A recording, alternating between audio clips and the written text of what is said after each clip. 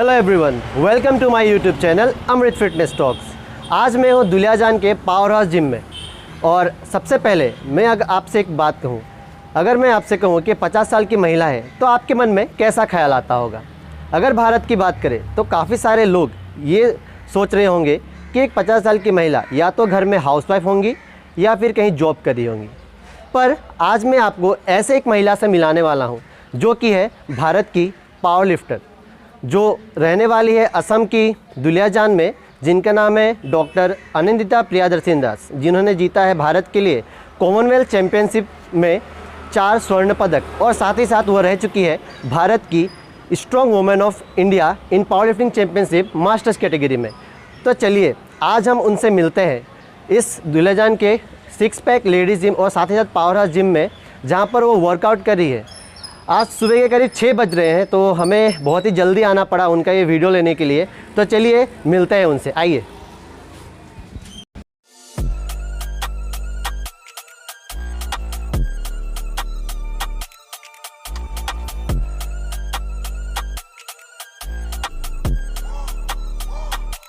तो आज हम दुलियाजान के 6 पैक लेडीज़ जिम में, और आज हम आपको मिलाने वाले हैं भारत की हमारी जो प्राउड, हमारी जो एक सबसे जानी जाती है पावर लिफ्टिंग के लिए, पिछले कई सालों से बहुत ही ज़्यादा मेहनत कर रही है, जिम में पसीना बहा रही है, जिनका नाम है डॉक्टर अनिंदिता प्रियदर्शिनी दास।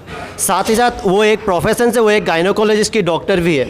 तो आज उनसे मिले हैं और उनसे कुछ बातें करेंगे, जानेंगे उनके बारे में, वो कैसी तैयारी कर रहे हैं अपने इस पावर लिफ्टिंग जर्नी के। तो चलिए उनसे बात करते हैं। तो सबसे पहले ma'am, thank you so much, आप हमारे चैनल पर आए और हमें अपना इंटरव्यू दे रहे हैं। तो सबसे पहले हम जानना चाहेंगे आपके बारे में कुछ शब्द जो आप खुद कहेंगे। नमस्कार, मैं डॉक्टर अनिंदिता प्रियदर्शिनी दास हूँ। मेरी हिंदी इतनी अच्छी नहीं है, so I will be talking to you all in a mixture of Hindi and English. आशा करती हूँ आप लोगों को समझ में आ जाएंगे। Well, I am into a profession. I am totally into a profession which is where you have to work 24/7. I am a gynecologist. मैं gynecologist हूँ प्रोफेशन से, और खेल कूद में या जिम में या एक्सरसाइज में हमेशा से मेरे इंटरेस्ट थे। ऐसे नहीं कि सडनली कुछ हो गया, ऐसे नहीं है, लेकिन सडनली ये चेंज आया मेरे लाइफ में कि मैं प्रोफेशनली खेलने लग गई हूँ, क्योंकि मुझे इतना एक अच्छा ट्रेनर मिला, एक अच्छा जिम मिला, एक अच्छा प्लेटफॉर्म मिला। उसके बाद मेरा जो ये प्रोफेशनल जर्नी है ये शुरू हो गया इन 2019। First I competed in the state level, जहाँ मैंने गोल्ड जीता और उसमें मेरे सिलेक्शन हुआ नेशनल्स के लिए। फिर मैं गुडियाथम चेन्नई गई नेशनल्स खेलने के लिए, वहाँ फिर मैंने गोल्ड जीता, साथ में strong women of India title आया। और आई थिंक मास्टर्स लेवल में जिस कैटेगरी में मैं खेलती हूँ, I am 50+ by the way, and जिस कैटेगरी में मैं खेलती हूँ उसमें मैं स्ट्रॉन्ग वुमेन ऑफ इंडिया वो खिताब मैंने जीता असम के लिए। I think that was the first time when that trophy came to Assam, and उसी से मेरी जर्नी शुरू हो गया। तो आपने सुना कि उनकी जो जर्नी थी वो कैसे शुरू हुई है, पर देखिए अक्सर लोग जो है इस एज पर आकर काफ़ी सारी चीज़ें छोड़ देते हैं एट द एज ऑफ 50। मैं अगर बताऊँ तो अभी मैं करीब 22 साल का हूँ। तो 22 साल की उम्र में मुझे पावर लिफ्टिंग खेलने के लिए काफ़ी सोचना पड़ता है, क्योंकि उसमें इतना ज़्यादा रिस्क होता है, आपके बोन्स की, आपका जो इंजरी है उसकी रिस्क होती है। साथ ही साथ आपको बहुत सारा कुछ मेंटेन करना पड़ता है एज ए प्रोफेशनल जब आप पावर लिफ्टिंग खेलते हैं। तो इन्होंने 50 की उम्र में, अभी इनका जो एज है वो 53 के लगभग ही है, तो इस उम्र में आकर ये पावर लिफ्टिंग जैसी इतनी कठिन जो एक स्पोर्ट्स है उसे किस तरह से अपनाया इन्होंने। वो भी इनका जो प्रोफेशन था डॉक्टर गायनोकोलॉजिस्ट बहुत ही अच्छा था, इनका लाइफ स्टाइल भी बहुत ही अच्छा चल रहा था, फिर भी इन्होंने पावर लिफ्टिंग जैसी एक कठिन स्पोर्ट्स को किस तरह से अपनाया, कुछ उसके बारे में जानेंगे। हाँ अमृत, आपने बिल्कुल ठीक कहा कि power lifting is a very strenuous exercise, जो 50 की उम्र में आके सडनली आपको शुरू करना बहुत मुश्किल होता है, बहुत ही मुश्किल है, ख़ास तौर से जब आप एक प्रोफेशन में हो, क्योंकि पावर लिफ्टिंग के लिए आपको एक स्ट्रिक्ट रूटीन मेंटेन करना पड़ता है, खाने पीने की, सोने की, सब कुछ, and mentally also you have to be very strong. But I think being a gynaecologist, being a person from a scientific background, मुझे अच्छा से समझ में आया कि एक उम्र के बाद, ख़ास तौर से when you into your 40s, the ladies they need to have very strong bones, क्योंकि हमारे जो हड्डी की जो हेल्थ है, bone health, the bone health starts becoming very bad by late 30s and early 40s because of child birth. बच्चे होने के बाद, बच्चे को बड़े करने के बाद हमारी वो जो अंदर की बोन हेल्थ है वो बिगड़ने लगती है। लेकिन उसको स्ट्रॉन्ग रखने के लिए, that is the only way that you can keep the bone health strong. That is by doing resistance training. And resistance training means doing weight training. And powerlifting is one of the best forms of weight training that you can start. क्योंकि weightlifting एक ऐसे sport है जिसके लिए आपको एक base लगता है, एक इंफ्रास्ट्रक्चर लगता है, और सडनली आप शुरू करोगे विदाउट अ प्रॉपर इंफ्रास्ट्रक्चर तो इंजरीज़ की चांसेस बहुत होता है, बहुत ज़्यादा होता है। लेकिन पावर लिफ्टिंग एक ऐसा स्पोर्ट है जिसमें अगर आपने मेंटली अपने आप को प्रिपेयर कर लिया, आपने ठान लिया कि हाँ मुझे करना ही है, तो आप ज़रूर कर पाओगे, आप ज़रूर कर पाओगे। Because may be you're starting with 5 kgs, 10 kgs, 20 kgs, लेकिन ऐसे करते करते आप रियलाइज़ ही नहीं कर पाओगे कि एक दिन 100 kg तो आपके लिए बहुत आसान हो जाता है। और साथ में अगर आपका टीम अच्छा हो, आपके कोच अच्छा हो, आपके डाइट अच्छा हो, घर में भी आपको अगर सब लोग एनकरेज करें, तो I think this is not impossible. And I am very lucky to have a husband who always encourages me. I have 2 daughters, मेरे 2 बेटियां हैं, दोनों PhD कर रहे हैं। So even they are also very encouraging, they are very happy that I am into a sport called power lifting. And उन लोगों को भी बहुत प्राउड महसूस होता है, वो कहते हैं कि mummy you are different and please be different. So they everybody appreciates me in spite of all my differences. So that is what I am telling you. ये मैंने शुरू किया इसलिए क्योंकि मुझे पता है कि एक उम्र के बाद सिर्फ कार्डियो या जुम्बा या cycling, all these do not help you only. You of course you need to do those, लेकिन उसके साथ आपको कुछ करना चाहिए आपके बोन हेल्थ के लिए, क्योंकि only then you become strong from within. अंदर से एक स्ट्रेंथ जो महसूस होता है वो दिखते भी है, वो दिखते भी है। तो आपने सुना है कि इन्होंने जो सफ़र था वो एक डॉक्टर से एक प्रोफेशन जो पावर लिफ्ट का था उन्होंने कैसा किया। तो अगला जो हम क्वेश्चन है वो जानना चाहते कि इन्होंने जो कॉमनवेल्थ गेम खेला था कनाडा में जाकर, तो वहाँ पर इनका जो फीलिंग्स था, पहली बार ये इंडिया को रिप्रेजेंट कर रही थी बाहर जाकर, तो उस समय का जो फीलिंग्स होता है इंडिया को रिप्रेजेंट करने का बहुत ही अलग होता है। जो लोग रिप्रेजेंट करते हैं उनको ही पता चलता है उस तरह का फीलिंग्स क्या है। तो उस फीलिंग्स के बारे में कुछ बताइए। वहाँ पर कुछ ऐसी चीज़ें हुई जो आपके साथ जिसके वजह से आपने इतना अच्छा प्रदर्शन किया, मतलब हम सोच भी नहीं सकते। हम आपको मतलब देख के जब आपको हम देखते हैं तो हम बहुत प्राउड फील होता है आपको देखकर। तो उस समय का जो फीलिंग्स था उसके बारे में कुछ बताइए। हाँ, Commonwealth was a very big experience for me, extremely big experience. जो मैंने बताया 2019 में नेशनल्स खेलने के बाद वहीं पे हम लोगों का सिलेक्शन हो गया था कॉमनवेल्थ के लिए।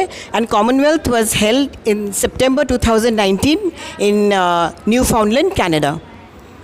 तो उसके लिए आने के बाद चेन्नई से आने के बाद मैंने प्रिपरेशन शुरू की कॉमनवेल्थ के लिए। लेकिन मुझे तो इतनी अंदाज़ा भी नहीं था how the international platform is going to be, because in the national level और इन द स्टेट लेवल हमारी उम्र में हमें इतने ज़्यादा खिलाड़ी नहीं मिलते हैं या इतने ताकतवर खिलाड़ी नहीं मिलते हैं। लेकिन लेकिन जब our journey started from Delhi जाने के बाद पूरा टीम से मुलाकात हुआ, पूरा इंडिया टीम से, जहाँ junior sub junior everybody was there, men women everybody was there. उसके बाद हमें अपना किट दिया गया, जो खेलने का जो किट होता है, you know that was one of the very big experience. ये किट खोलने के बाद क्या मिला, उसमें एक ट्रैक सूट मिला जिस पे इंडिया वगैरह लिखा होता है, उसमें एक ब्लेज़र मिला with a trouser, it was a full set जहाँ इंडिया पावर लिफ्टिंग होता है। So you were first asked to wear those blazers and the formal suit and come out. लेकिन वो पहनने के बाद जो एक इमोशन ने मुझे ग्रिप कर लिया, मैं उस शब्द में बयान नहीं कर पाऊँगी। You know that's a different feeling, you feel so great, you feel overwhelmed. You know I was almost in tears कि हाँ मैं कुछ कर रही हूँ। तब लगा कि हाँ I am doing something not only for myself, not only for my gym, but for my country, and that's a very big feeling. तो first we were asked to wear the formal dress पहनने के बाद we went to the airport in a full procession. फिर airport में check in वगैरह करने के बाद, you know, and in the check in the immigration, जो इमिग्रेशन होता है for international travel, Now everybody was so cooperative. People started clicking pictures. तब लगा कि हाँ क्या मैं सेलिब्रिटी बन गई हूँ. कुछ लोगों ने ऑटोग्राफ्स भी ली. तो it was a very very great feeling. और चेक इन वगैरह सब कुछ होने के बाद we were asked to wear the track suit of India. So that was also a very big feeling, you know. And when you have a full uniform, when you have the full team with you, वो जो एक spirit होता है, जो एकता का spirit होता है, जो ऐसे लगता है हाँ हम कुछ करने जा रहे. I think it's like a war like spirit, you know. जब आर्मी के सोल्जर्स रेडी होते हैं कुछ वॉर के लिए, you know, to go and fight in the front, to fight for the अपनी कंट्री की इज्जत के लिए. तो जो एक फीलिंग होता है ना, वो फीलिंग हम सब में आ गया. We were feeling very good and we were feeling very great. So Canada के जो ट्रैवल था वो it was almost 20-21 hours by flight. तो हमें मालूम ही नहीं हुआ था दिन है या रात है या मंडे है या ट्यूसडे है, हमें सोना है या जागना है, ऐसे हो गया था. जो भी वो कनाडा जाने के बाद, वहाँ जाने के बाद जो मैंने देखा, तब महसूस हुआ कि मैं तो कुछ भी नहीं हूँ. क्योंकि वहाँ सच बताओ तो लोग दरअसल हमारी उम्र में एक्चुअल उनकी जो स्पोर्ट है वो शुरू करते हैं. क्योंकि हमारे इंडिया में जो एक जॉइंट फैमिली की सिस्टम है या मेड वगैरह की सिस्टम है, जहाँ बच्चे को छोटी उम्र में बच्चे को तो मेड्स या हमारे इन लॉज या मदर फादर कोई भी देखभाल करते हैं, लेकिन वहाँ नहीं होता है. तो इसलिए लोग शादी के बाद वो अपने career, they can not continue with their career. And once they are free at maybe my age, at 40+, 50+, जब बच्चे घर से चले जाते हैं, people are, the children are independent, then they start their career. So the masters level is an extremely competitive level in the international forum. इन्होंने एक बात कही थी बीच में ही, तो उसने कहा था कि सेलिब्रिटी का जो फीलिंग्स आने लग गया. पर मैं एक बात कहना चाहूँगा कि ये जो इंडिया की जो ब्लेज़र मिलता है ना, ये ना तो किसी सेलिब्रिटी को मिलता है और ना ही किसी बिजनेसमैन को. ये बस मिलता है एक जो देश के लिए अपना रिप्रेजेंट करता है, एक सोल्जर को जो ड्रेस मिलता है, और एक जो पावर लिफ्टर, एक स्पोर्ट्समैन को जो ड्रेस मिलता है ना, उसका जो फीलिंग्स होता है वो बहुत ही अलग होता है. तो अब चलिए हम आगे बढ़ते हैं इसे लेकर. तो अब हम जानना चाहते हैं कि आपका जो स्पॉन्सरशिप है, जैसे कि प्रिपरेशन के समय बहुत ही ज़्यादा पैसों की ज़रूरत होती है. स्पॉन्सरशिप में आपको डेली का जो डाइट होता है, आपके ट्रेनिंग का जो कोच को आपको जो फ़ीस देना होता है, उसके लिए आपको बहुत ही ज़्यादा पैसे का खर्चा करना होता है. आप कंपटीशन तो बस एक ही खेलते हैं, पर उसके लिए जो मेहनत लगता है, उसमें जो पैसे लगते हैं, उसमें आपको क्या कोई दिक्कतों का सामना करना पड़ा है? Yes Amit, you are absolutely right. ये सब प्रिपरेशन में काफ़ी खर्चा हो जाता है. और unfortunately power lifting is not yet N Olympic sport. अब तक ओलंपिक में इसका रिकग्निशन नहीं हुआ, इसलिए स्टेट में भी for power lifting there are no funds. क्योंकि मैंने कनाडा जाने से पहले मैंने चीफ मिनिस्टर को खुद, I met the chief minister and he also told me that there are no funds for powerlifting as a sport. तो इसलिए वो लोग पावर लिफ्टिंग के खिलाड़ियों को स्पॉन्सर नहीं कर पाते हैं स्टेट की ओर से. लेकिन उन्होंने मुझे कहा था कि I will try to get sponsorship for you from some different companies like Oil India हो या ONGC हो वगैरह वगैरह. लेकिन मैंने एप्लीकेशन भी डाला, मेरे एप्लीकेशन फॉरवर्ड भी हुआ, लेकिन कोई स्पॉन्सरशिप नहीं मिला. So that's a very big problem.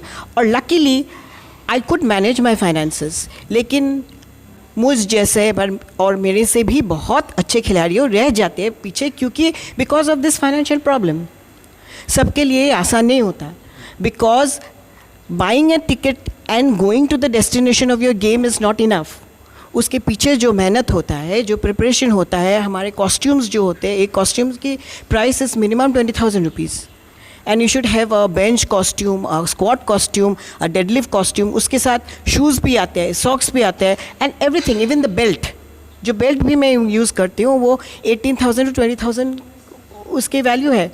मैं 2-3 साल के पहले की बात कर रही हूँ, अभी तो शायद और भी ज़्यादा हो गया, और भी बढ़िया. So everything, so it is a very expensive game. और मैं चाहती हूँ कि इसमें अगर स्पॉन्सर्स आ जाए तो बहुत अच्छा होगा. And we really want that power lifting should be an Olympic sport.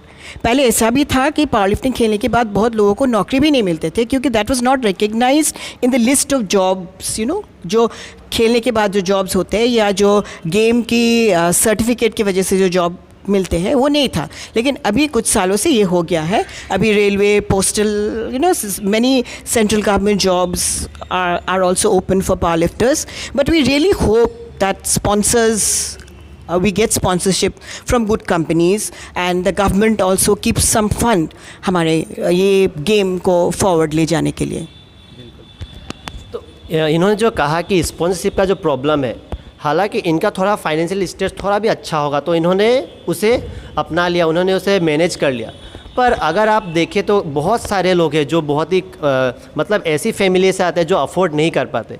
उनके लिए क्या गवर्नमेंट उन लोगों के लिए हेल्प नहीं कर पाती? क्योंकि वेट लिफ्टिंग में तो आप हेल्प करते हैं, रिप्रेजेंट तो वो भी इंडिया को कर रहे हैं, पावर लिफ्टिंग जो खेल रहे हैं वो भी इंडिया को रिप्रेजेंट कर रहे हैं, तो दोनों में भेदभाव क्यों? तो इस सवाल को मतलब बहुत ही आगे तक जाना चाहिए और इसे गवर्नमेंट को ज़रूर देखना चाहिए कि इन्हें भी वो स्पॉन्सरशिप मिले आगे की लाइफ में. तो आगे की जो जर्नी होगी तभी लोग आ पाएंगे, जो लोग चाहते हैं कि वो भी पावर लिफ्टिंग खेले, जो इंडिया को रिप्रेजेंट करे, तभी वो लोग आ पाएंगे. तो इसके बाद हम जानना चाहेंगे कि आप प्रिपरेशन कर रही है कुछ गेम्स के लिए, तो वो कौन सा गेम्स है हमें तो नहीं पता, आपसे ही जानते हैं. फ़िलहाल मैं प्रिपेयर कर रही हूँ for the Asian power lifting championship जो इंडोनेशिया में है. वो दरअसल लास्ट ईयर ही होने का था. हमने अपना पासपोर्ट, पैसे वगैरह सब कुछ जमा कर दिए, लेकिन because of this pandemic, corona के लिए ये पोस्टपोन होते जा रहे हैं. And we are hoping that by November December this game will be held in Indonesia. सो फिलहाल मैं एशियन के लिए प्रिपरेशन कर रही हूँ, लेकिन साथ में मुझे एशिया पैसिफिक के लिए और वर्ल्ड के लिए भी सिलेक्ट किया है. लेकिन जैसे मैंने बताया, फंड्स की बड़ी प्रॉब्लम है. एशिया पैसिफिक है न्यूजीलैंड में, वर्ल्ड है साउथ अफ्रीका में. तो एक ही साल में 3 कॉम्पिटिशन्स खुद की पॉकेट से मैनेज करना बहुत ही मुश्किल है, बहुत ही ज़्यादा मुश्किल है. Even if physically I can compete for it, but financially it is simply impossible for me to compete for it. क्योंकि एक कंपटीशन खेलते ही करीब आपका 5 से 6 लाख तो आपका खर्चा होना ही है. आप यहाँ से जाएंगे, टिकट का ही आपका लाखों रुपए का खर्चा आपको पड़ जाता है. वहाँ पे आपका रहना है, खाना है, कोचेज़ का फ़ीस देना है, तो बहुत खर्चे हो जाते हैं वहाँ पर. तो आपको एक ही साथ में इतना ज़्यादा मैनेज करना अपने ही पॉकेट से, ये इम्पॉसिबल होता है एक जो जनरल इंसान होता है उसके लिए. तो ये बहुत ही बड़ी प्रॉब्लम है, इससे जल्दी से जल्दी सुलझाया जाए. मैं भी दरख्वास्त करूँगा हमारे गवर्नमेंट से. तो अब हम जानना चाहेंगे कि आपकी एक डॉटर भी है जो आपके साथ ही जिम करती है, मैंने देखा है उन्हें, तो उनसे मैं जानना चाहूँगा वो कहाँ पर है. उनकी ही मम्मी, तो उनसे जानना चाहेंगे.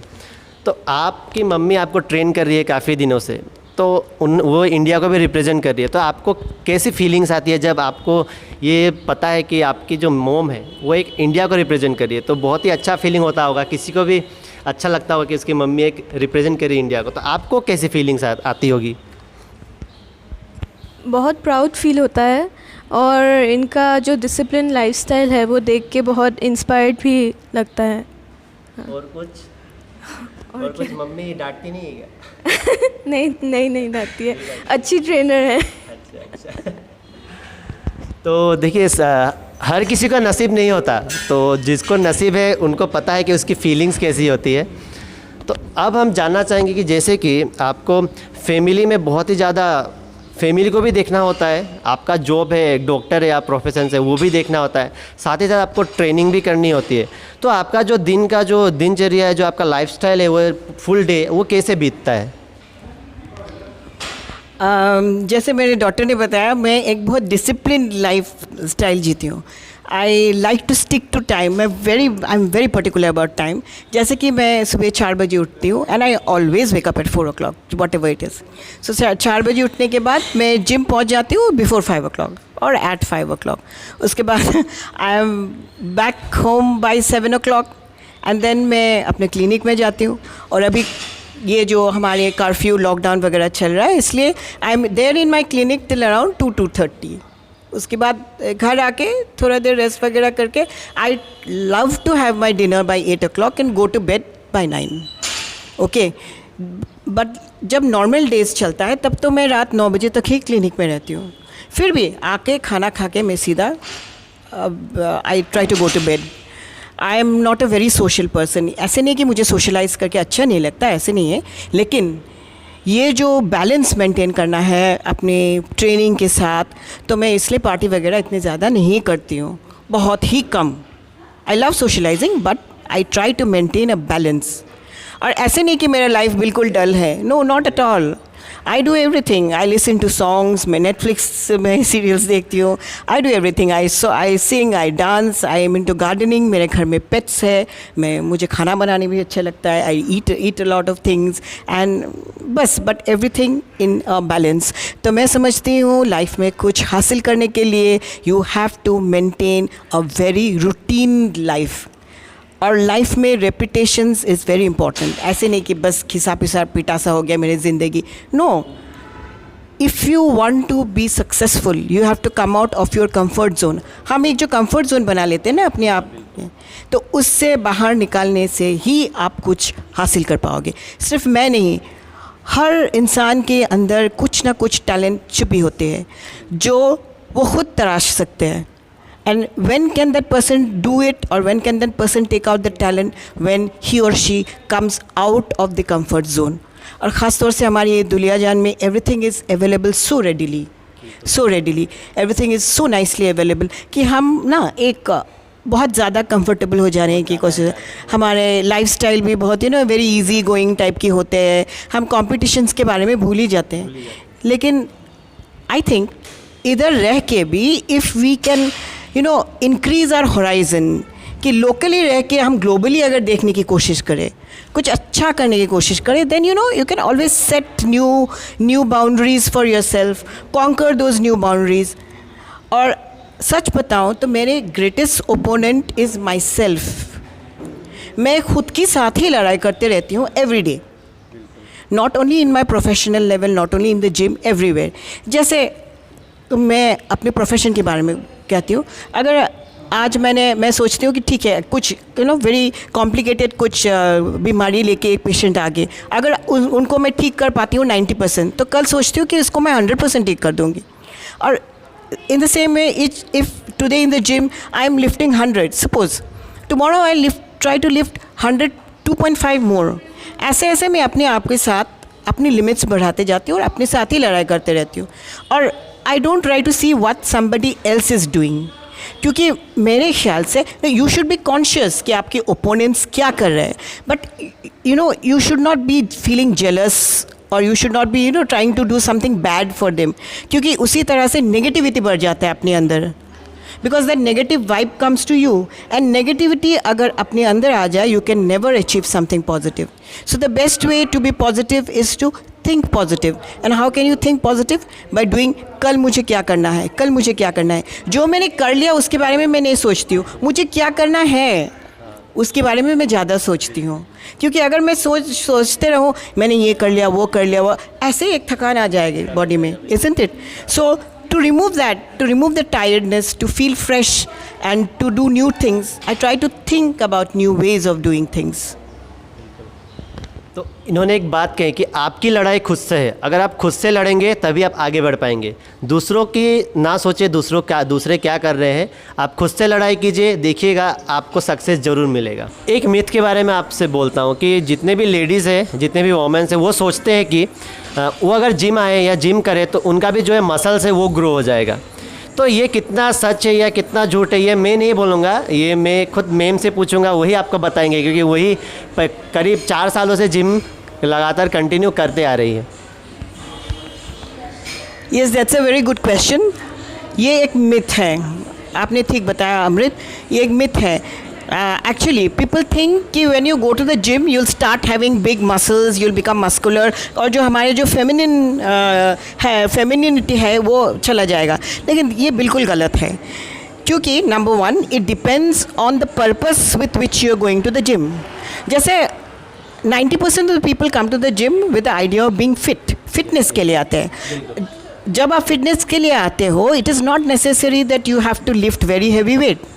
आप 2 kg उठाए, 3 kg उठाए, 4 kg या 5 kg जो भी उठाए, लेकिन you can do it. It's a resistance training जो आपको स्ट्रांग बनाएगा. आप साइकिलिंग कर सकते हो, आप जॉगर में कर सकते हो, you can do cardio, you can do rope training, you can do CrossFit training, कितने सारे हैं. और अगर आप वेट भी करते हो तो वो वेट एक पर्टिकुलर लेवल तक कर सकते हो. It because I am telling you, वो एंटायरली डिपेंड करता है अपने आप पर, आप किस पर्पज़ से आ रहे हो जिम में. If you have a very good trainer, आप अगर ट्रेनर को बोलते हो कि मुझे बस फिट ही रहना है, तो ट्रेनर उसी हिसाब से आपके शेड्यूल बनाएंगे और आपको जिम करवाएंगे. आपका डाइट उसी हिसाब से होगा. लेकिन अगर आप मसल्स बनाना चाहते हो, जैसे मैंने मसल्स बनाया, अगर आप चाहते हो, then your training schedule will be absolutely different. आपकी डाइट अलग होगा, आपके वीक्स में जितने रिपीटेशंस करना है, आपको जितना वेट उठाना है, वो सब कुछ अलग होगा. तो it is absolutely a myth. तो मेरे ओर से मैं रिक्वेस्ट करूँगी, जो लड़कियाँ या जो लेडीज़ आना चाहते हैं जिम में with the idea of powerlifting, yeah, to be fit or weightlifting, please come to the gym, please work out, please work hard, and you will definitely get very good results in the gym. You will not become muscular and you will not become like a male. Please don't be under that idea, okay? Thank you so much. कि देखिए, ये जो myth था अब तो आपका clear हो चुका है. अब तो आप शायद जिम आ ही पाएंगी.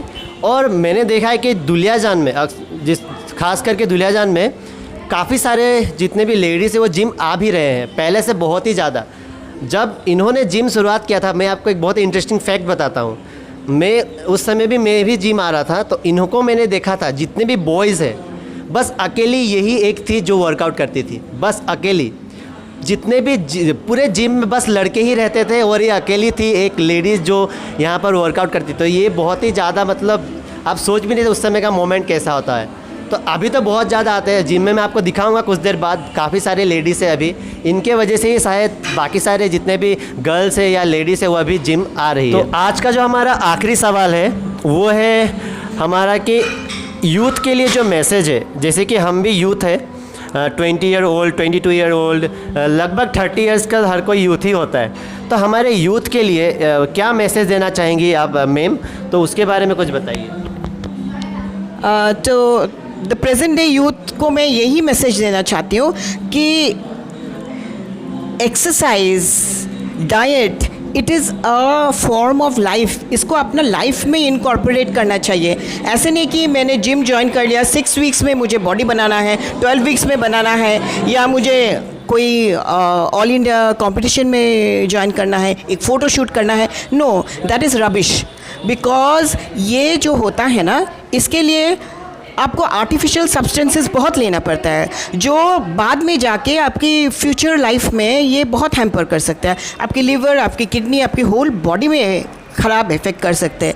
लेकिन हम क्यों एक्सरसाइज करते हैं, हम क्यों जिम में आते हैं? To be healthy, to feel strong and to feel fit every day, जिसके लिए slow process. So let that process happen gradually, slowly, so that you can get the maximum benefits out of coming to the gym. तो मैं यही message देना चाहती हूँ to the present day youth.